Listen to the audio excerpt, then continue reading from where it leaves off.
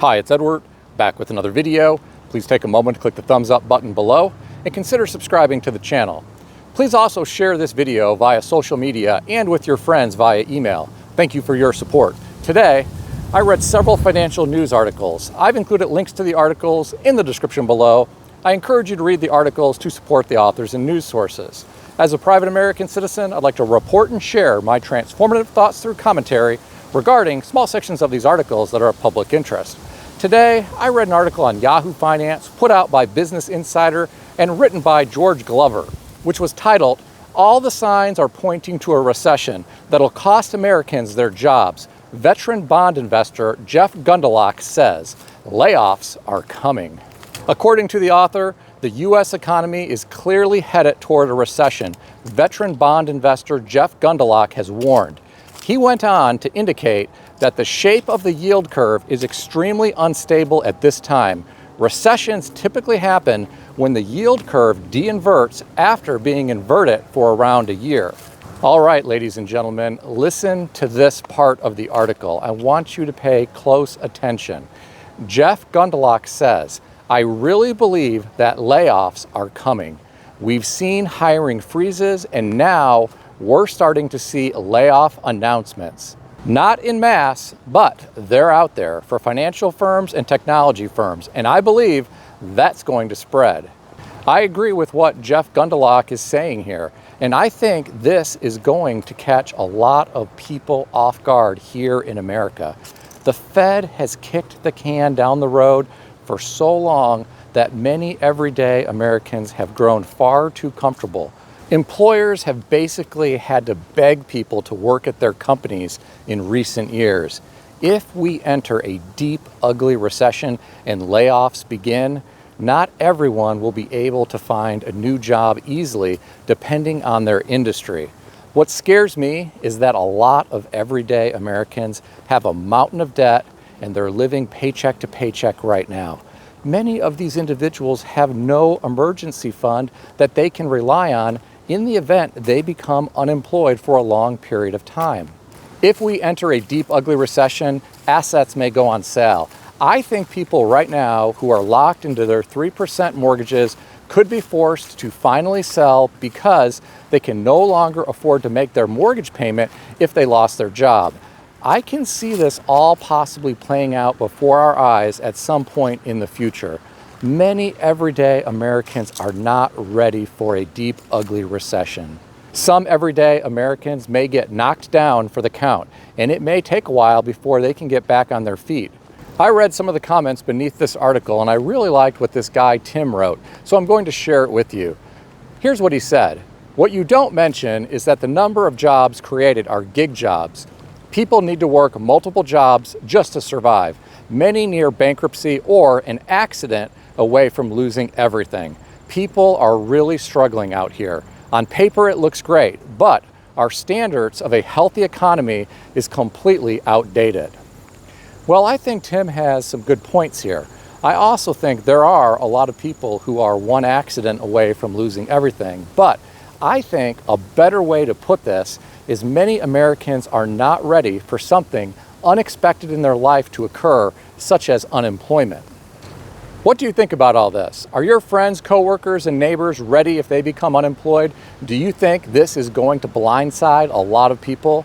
Share your thoughts in the comment section below. I read another article today on Yahoo Finance put out by Business Insider and written by Theron Mohammed, which was titled, "Stocks Are Overpriced, Crypto is Hot Air, and the Everything Bubble Will Fuel a Brutal Recession, says Wall Street guru Jim Grant."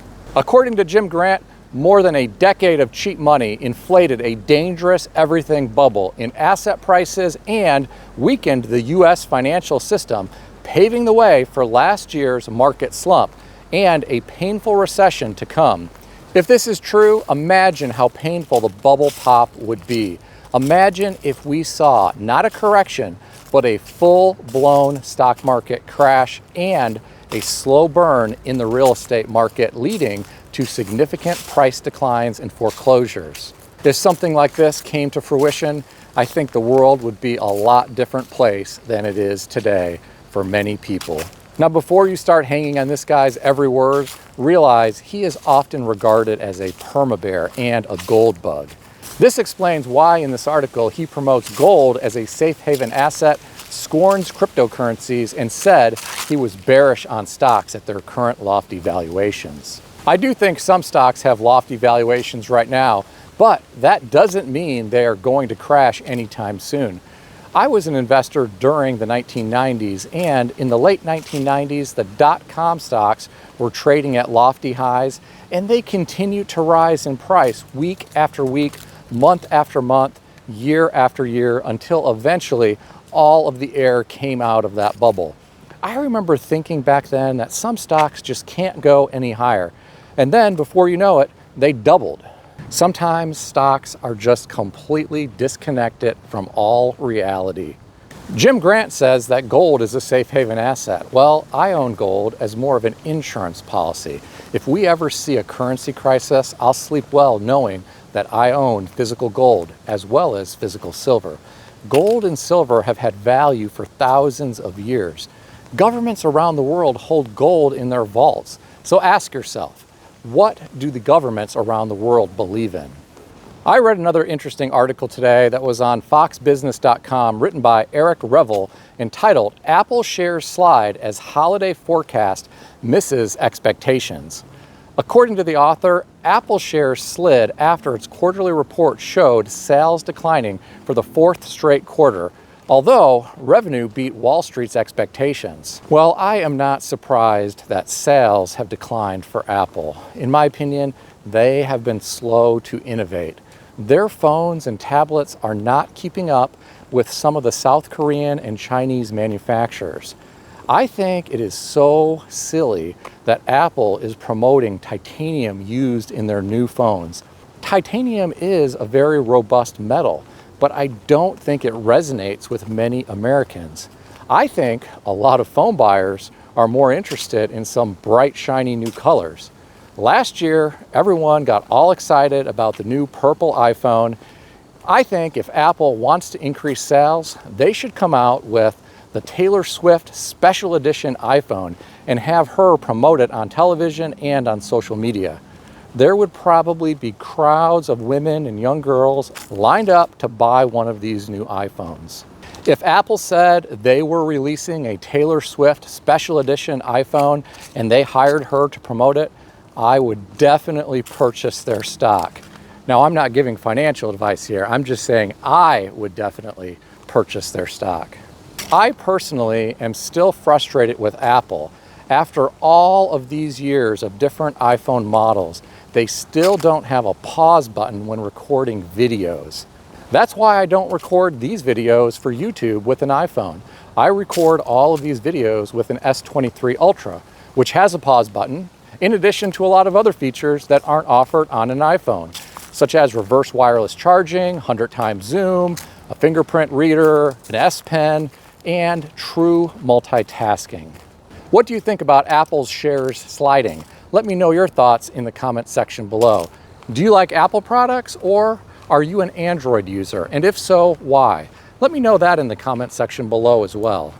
I read an interesting article on Yahoo Finance put out by MoneyWise and written by Sarah Lewis, titled, "Who's Getting Evicted in America?" The latest data shows a grim reality for millions of US adults and children facing eviction as the housing crisis worsens for renters. According to the author, propelled by rising rents and a shortage of affordable housing, eviction filings are skyrocketing across the country, leaving many Americans scrambling to cover costs, find a new place, or face the risk of homelessness. The author goes on to talk about how the Eviction Lab tracker revealed that more than 86,000 households have been evicted just in the last month, and that number jumps to over 1 million over the last 12 months. Think about how many people we are talking about for a moment. The author said 86,000 households, not 86,000 people. The amount of people evicted is staggering. The largest college campus by student enrollment here in America is Texas A&M, with 75,000 students. We are talking about more people than that. And this is just in 1 month.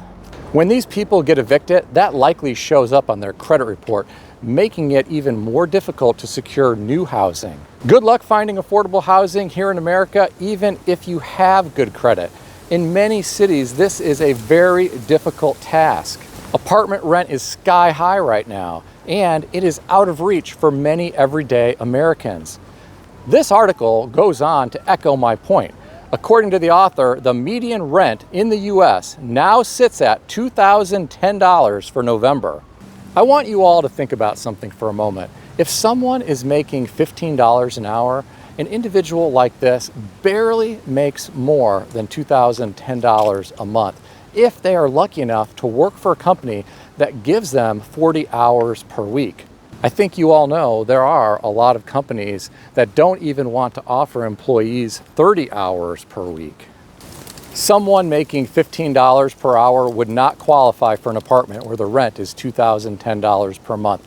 It simply would not happen unless they were approaching some type of mom and pop landlord who wasn't very smart. Where do people like this live? Do they live with their parents? Do they live in their vehicle? Do they couch surf at different friends' homes? To me, it is so unfortunate that housing is now out of reach for many everyday Americans who are out there working the hardest they can, and some are just in a situation where they are underemployed. I am sure some of you are going to say, who works a $15 an hour job anymore? Well, the reality is there are a lot of people who are working for $15 an hour, and it's not just high school students and college students. The author of this article goes on to indicate the National Low Income Housing Coalition notes a full-time worker would need to earn $28.58 an hour on average to afford a modest 2-bedroom rental. In this gig economy, there are a lot of workers that don't earn anywhere near that.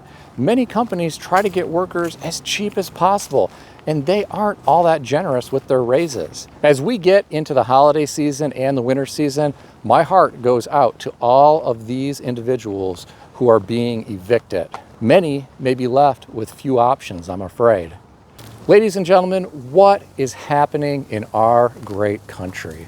Share your thoughts in the comments section below. Please keep in mind, nothing in this video is financial advice or advice of any kind.